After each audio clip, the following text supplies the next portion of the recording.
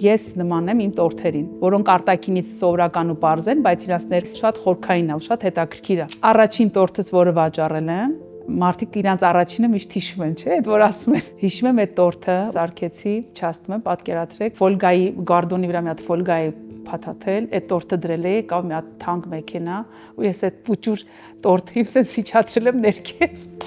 Վերջներ, այդ եղավ իմ առաջինը, հետո եկավ երկրորդը։ Ըստ էության մեր ամբողջ գործը քիմքի վրա է հիմնված։ Այստեղի վրա ենք մենք աշխատում։ Ինչ կզգա մարդը ստեղ, այդ էլ մեր հաջողությունն է։ Մեկ էլ շատ կարևոր է հումքի ընտրությունը։ Ես գտնում եմ, որ մարդը պետք է բնական համ զգա, ինքը պետք է հասկանա ինչա ուտում, ինքը չպիտի շաքար ուտի։ Թանկ տորթի, լավ պրոդուկտի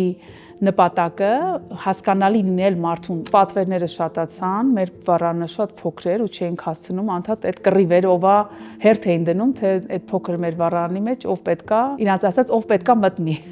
Ու հասկացա, որ մենք պետքա ինչ-որ մեծ ավելի գործիք առնենք։ Դիմեցի Armleasing-ին, գնացի